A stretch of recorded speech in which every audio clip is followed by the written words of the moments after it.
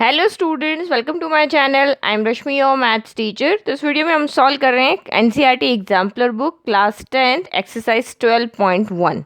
तो question is objective question है। आपको यहाँ पे चार ऑप्शन में से कोई एक ऑप्शन यहाँ पे बताना है कौन सा राइट है।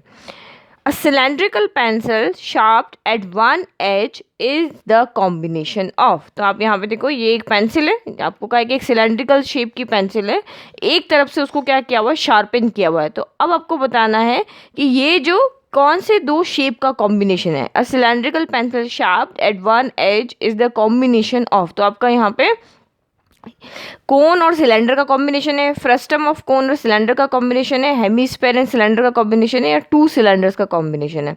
तो आप यहाँ पे देखो, ये वाली पेंसिल यहाँ से शार्प है, अगर मैं इसको यहाँ से कट कर देती हूँ तो ये कोन का शेप बन रहा है। अगर आप यहाँ पे देखो, ये क्या बन रही है, कोन का शेप बन रहा है। और अगर ये इसको काटने के बाद जो पीछे वाला बचेगा वो बिल्कुल इस तरह से हो जाएगा, यहाँ से काट दोगे ना, फिर ये और ये वाला पार्ट सेम हो जाएगा, तो वो बन जाएगा आपका सिलेंडर शेप। तो यानी कि ये जो पेंसिल है वो हमारे दो शेप का कॉम्बिनेशन है, यहाँ से हो गई कोन और बचा हुआ पार्ट है वो क्या है, सिलेंडर। तो हमारा आंसर कौन सा राइट है इसमें, ए आंसर राइट है। ओके तो ये इस तरह से मैंने आपको फिगर बना के भी समझा दिया। अगर हम इस पेंसिल को यहाँ कोन की शेप से कट करेंगे तो सिलेंडर और कोन इसमें से यहाँ पे अलग अलग हो जाएंगे। नाउ अ सुराही इज अ कॉम्बिनेशन ऑफ। तो सुराही किस शेप की होती है, तो सुराही देखो यहाँ पे इस शेप की होती है। ये जो इसका नेक होता है ये होता है आपका सिलेंड्रिकल शेप का, और इसका जो जिसमें हम वाटर फिल कर सकते हैं वो होती है हमारी स्पेयर शेप की। तो ये सुराही है। तो अब आपको यहाँ पे इसको किससे कट करोगे ये दो शेप से बनी हुई है, तो मैं इसको यहाँ से कट करती हूँ। तो अगर मैं इसको यहाँ से कट करती हूँ तो एक इसका नेक यहाँ से अलग हो जाएगा और इसका जो बॉटम है वो इस तरह से अलग हो जाएगा। तो अब देखो यहाँ पे कौन से दो शेप बन रहे हैं। तो यहाँ पे हमारा एक शेप बन रहा है स्पेयर और एक बन रहा है हमारा सिलेंडर। तो देखो sphere and a cylinder, A option हमारा यहाँ पे राइट है। फिर next is a plumb line. Plumb line सहूल इज अ कॉम्बिनेशन ऑफ। तो प्लम लाइन आपका क्या होता है, तो ये आपका कंस्ट्रक्शन में यूज आता है। इसके अकॉर्डिंग आप वर्टिकली हाइट को मेजर कर पाते हो कि ये सही से वर्टिकली है या नहीं है। तो ये प्लम लाइन है, ये शेप आपको यहाँ पे दिख रही है आइसक्रीम कोन जैसा हमें नीचे की तरफ दिख रहा है। तो आइसक्रीम कोन हो गया, और तो इसी वाला शेप तो हमारा हो गया यहाँ पे कोन जैसा। और अगर हम ये ऊपर टॉप वाला इस तरह से कट कर दें तो आप जहाँ से मॉल में कोल्ड ड्रिंक पीते हो और उसके ऊपर कैप लगी नहीं आती, इस तरह से आइसक्रीम के ऊपर कैप लगी आती है, तो ये आपका यहाँ पे हो जाता है हेमीस्फेयर शेप का। ओके तो ये शेप हमारी देखो, यहाँ लाइन जो बनी हुई ना, यहाँ से आप इसको कट कर दोगे तो ये आपका यहाँ पे कोन हो जाएगा और ये आपका यहाँ पे क्या हो जाएगा, हेमीस्फेयर। तो ये आपका आंसर यहाँ पे हो जाएगा B, hemisphere and a cone. फिर next is the shape of a glass या tumbler is usually in the form of. तो टम्बलर या फिर जो आपका ग्लास है तो उसका शेप, ये शेप आपको कौन सा दिख रहा है, ये हम क्या करते हैं, अगर कोन के अंदर से, अगर हमें यहाँ से कोन के अंदर से कॉर्नर कट कर देते हैं, ये वाला पार्ट ट्रायंगल पार्ट अगर हम कट कर देते हैं तो आप यहाँ पे जो बच जाता है उसको हम कहते हैं फ्रस्टम ऑफ अ कोन। जो ग्लास जो शेप होती है या जो वाटर बकेट होती है वो आपकी शेप होती है फ्रस्टम ऑफ अ कोन की। फिर नेक्स्ट द शेप ऑफ अ गिल्ली in the gilli danda game is a combination of. तो गिल्ली डंडा गेम में ये बिल्कुल, अगर मैं इसको यहाँ से हटा दूँ तो ये देखो पेंसिल की शेप बन रही है ना, मैंने अभी आपको समझाया था। तो यहाँ पे भी एक कोन, ये वाला शेप आपका कौन सा हो रहा है, एक कोन हो रहा है। ये वाला शेप आपका कौन सा हो रहा है, कोन हो रहा है। और ये वाला आपका कौन सा हो रहा है, सिलेंडर हो रहा है। तो इस तरह से बन के ये गिल्ली, तो आप सबने देखी है। तो ये कोन हो गया, ये कोन हो गया, एक सिलेंडर हो गया। तो आंसर देखो, 2 कोन्स एंड 1 सिलेंडर। तो ये आंसर हो गया आपका यहाँ पे सी हो गया। Next question number 6, a shuttlecock used for playing badminton has the shape of the combination of। तो आपको जो शटलकॉक होती है जिससे आप बैडमिंटन को खेलते हो, तो ये वो किस शेप में होती है। तो अगर हम देखें तो यहाँ से इस तरह से, इस तरह ये एक शेप होती है, यानी बकेट जैसी शेप होती है, और नीचे ले लेते हैं, और यहाँ पे क्या बना होता है, इस तरह से हेमिस्फीयर बना होता है। इसी तरह से होती है ना, ये इस तरह से लाइंस बनी होती है इसके ऊपर। तो ये शटलकॉक आपके किन दो शेप का कॉम्बिनेशन हो जाता है। तो अगर मैं इसको देखती हूँ तो ये आपका यहाँ पे हो जाता है हेमिस्फीयर, और ये आपका यहाँ पे क्या हो गया, फ्रस्टम। तो दो शेप से मिलके हमारी ये बनती है हेमिस्फीयर एंड फ्रस्टम। तो कौन सा ऑप्शन राइट है हमारा, डी ऑप्शन राइट है, frustum of a cone and a hemisphere. Now next is a cone is cut through a plane paper to its base and then the cone that is formed on one side that plane is removed, the new part that is left over on the other side of the plane is called. तो अब यहाँ पे देखो, हम सबसे पहले एक कोन बना लेते हैं। यहाँ पे जैसा जैसा क्वेश्चन में कहा है हम इसको वैसे ही करते हैं। ये कोन है, तो आप कोन को अगर आप इसको देखना चाहते हो तो आप एक बर्थडे कैप ले लो। फिर बर्थडे कैप को क्या करो, यहाँ पे नाइफ से या सीजर से इस तरह से यहाँ से कट कर दो। तो कट करेंगे तो अब हमारे दो पार्ट के बन जाएंगे, एक ऊपर से तो बनेगा ये कोन, ये हमने कट के अलग किया ना, एक तो हमारा ये बना, और बॉटम वाला आपका यहाँ पे क्या बनेगा, इस तरह से ये शेप बनेगा। तो अगर आपने इंट्रोडक्शन अच्छे से किया है एनसीईआरटी बुक के अंदर तो ये चीज़ मैंने वहाँ पे एक्सप्लेन की है कि कोन को अगर हम दो पार्ट में कट करते हैं तो एक तो आपका कोन बनेगा और दूसरा आपका फ्रस्टम बनेगा। तो इन्हें क्या बोला, a cone is cut through a plane parallel to its base. हमने यहाँ से इसको बेस के पैरेलल, ये बेस की लाइन है, इसके पैरेलल यहाँ से कट कर दिया। Then the cone that is form on one side, तो एक साइड पे आपका कोन बन गया, one side of the plane is removed. इसको हमने, जो एक साइड पे आपका कोन बना है, इसको हमने यहाँ से हटा दिया।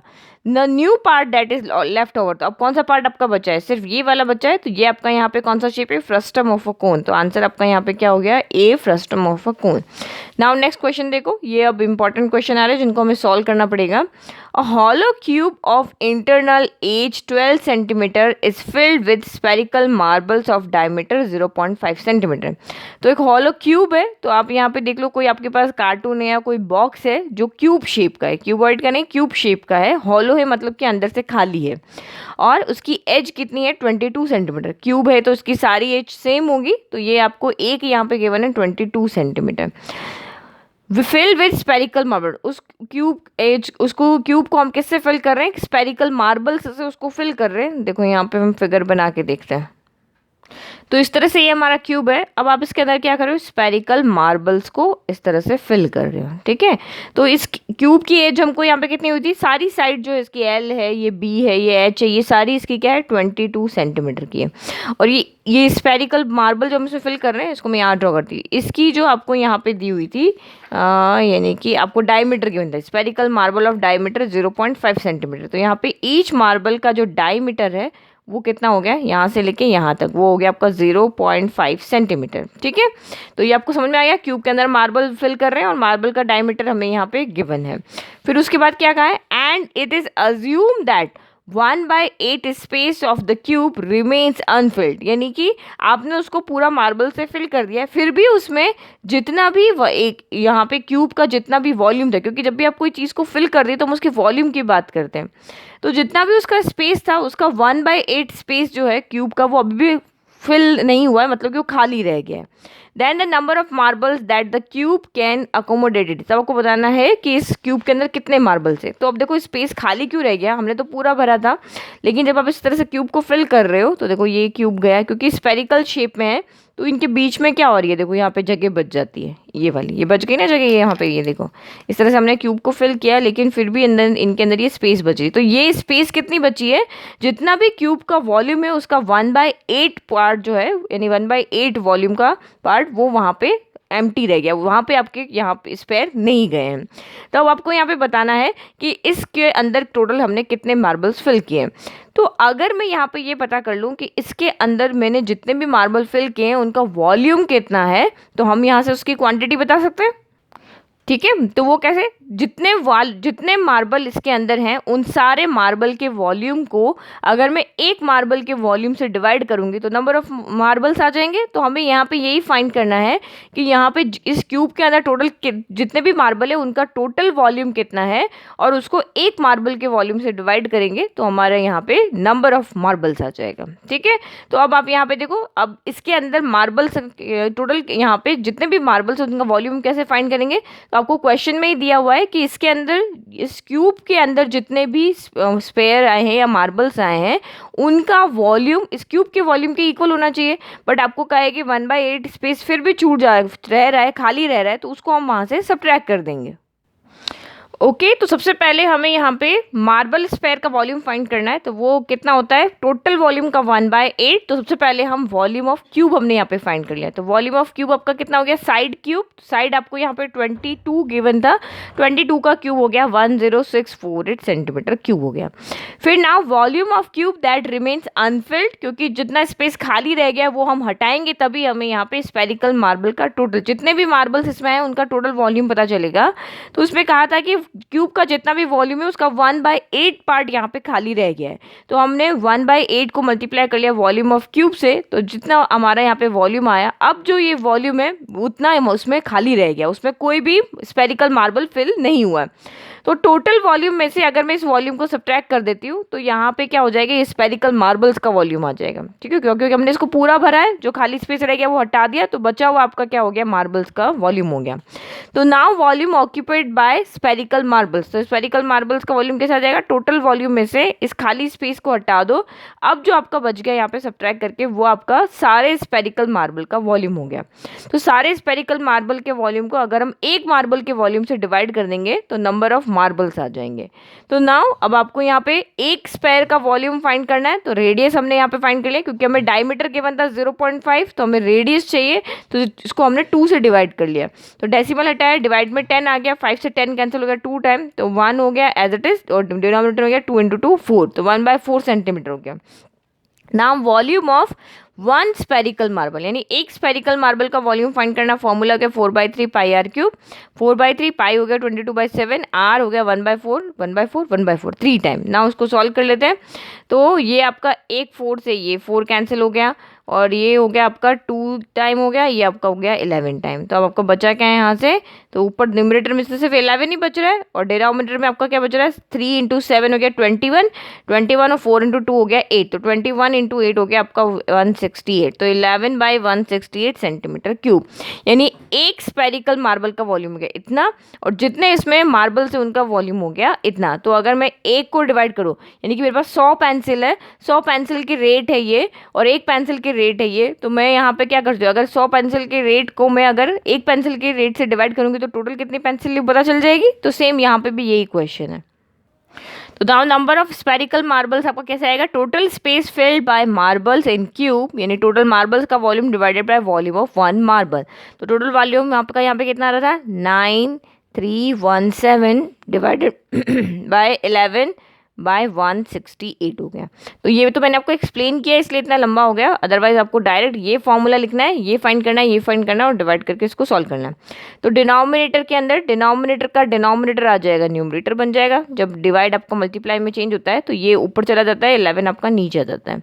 तो इस तरह से आपको इसको सॉल्व करना है। तो 11 से आपका ये कैंसिल हो जाएगा 847 टाइम, तो 847 को 168 से मल्टीप्लाई करोगे तो आएगा 14229 हो गया। तो ये आपका नंबर है, तो नंबर आपका यहाँ पे कोई यूनिट नहीं लगेगी। तो आप आंसर यहाँ पे देख लो, आंसर आपका हो जाएगा यहाँ पे ये रहा 14229, ये हमारा यहाँ पे आंसर हो गया। फिर next, a metallic sphere shell of internal and external diameters 4 centimetre and 8 centimeter respectively is melted and recast into the form of a cone of base diameter 8 centimeter, the height of the cone is। तो यहाँ पे क्या है, metallic spherical shell है जिसका internal और external diameter, तो आपने डोनट खाया होगा, तो ये डोनट की शेप का आप यहाँ पे क्या एक मेटेलिक स्पेयर है, इस तरह से दिख रहा है ना, ये वाला यहाँ पे आपका क्या है, यहाँ से ये फिल है बट यहाँ बीच में से खाली है, तो ये इस तरह से ये डोनट की शेप का है। तो अब metallic spherical shell of internal, ये शेल है एक यहाँ पे जिसकी इंटरनल एक्सटर्नल डायमीटर, तो इंटरनल डायमीटर आपको यहाँ से यहाँ तक का कितना दिया हुआ है, 4 सेंटीमीटर दिया हुआ है, और एक्सटर्नल डायमीटर आपको यहाँ पे कितना दिया हुआ है, 8 सेंटीमीटर दिया हुआ है। तो मैं इसको इस तरह से ले लेती हूँ, ये यहाँ पे एक्सटर्नल डायमीटर है, ये वाला आपका यहाँ पे 8 सेंटीमीटर है, ये इंटरनल डायमीटर आपका 4 सेंटीमीटर है।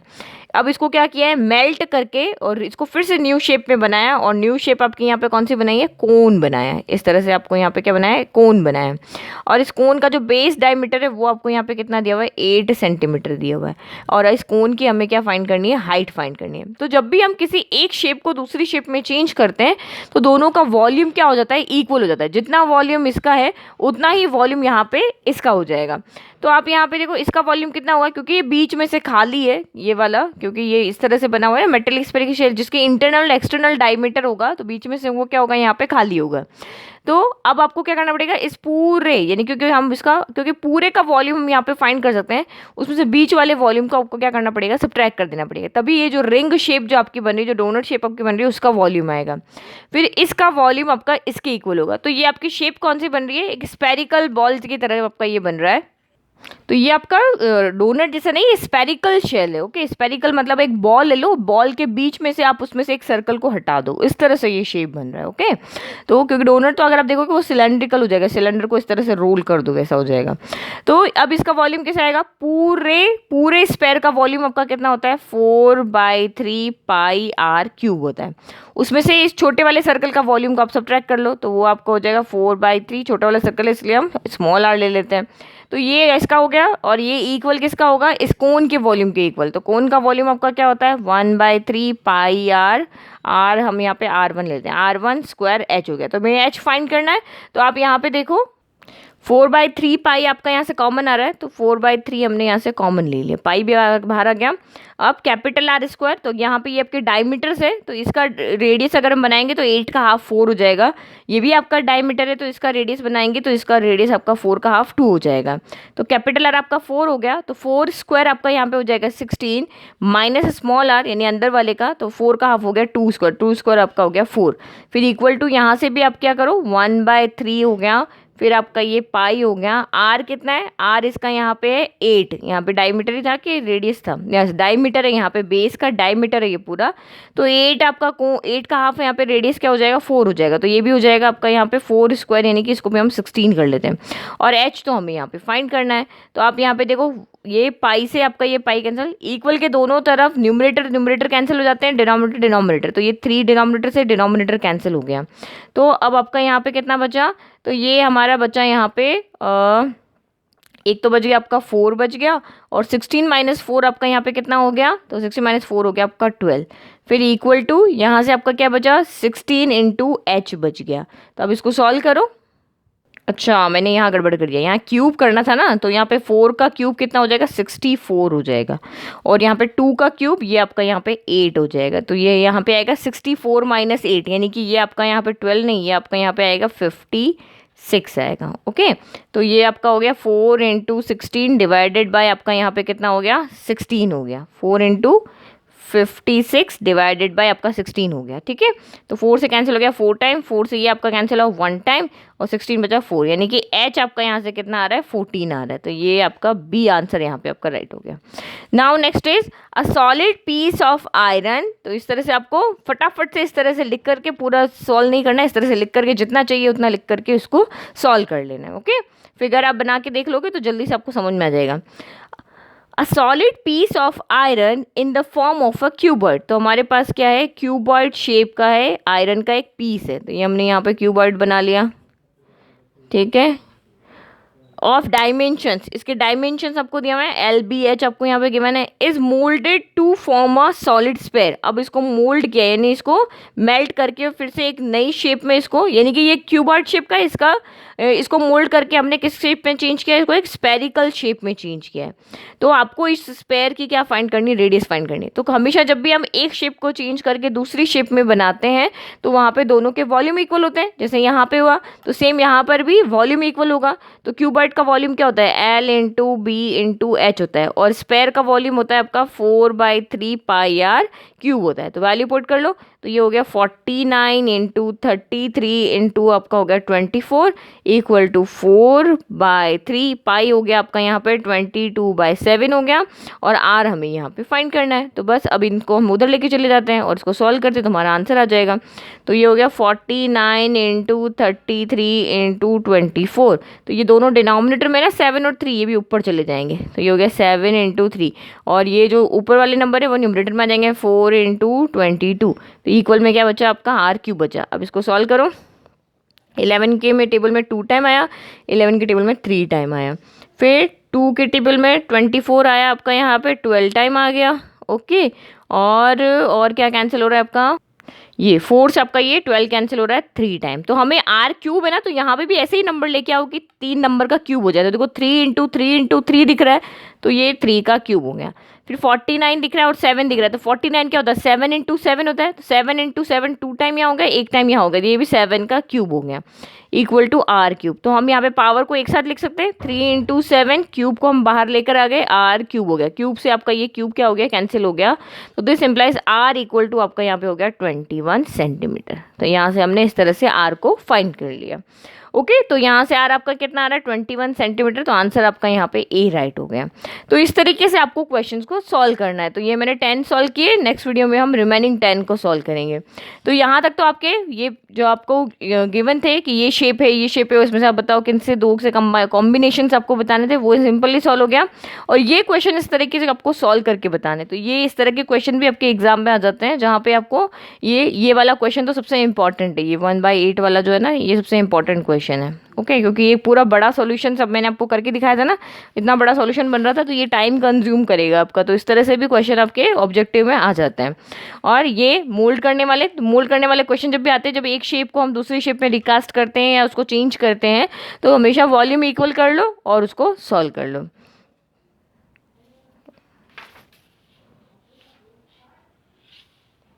Thank you.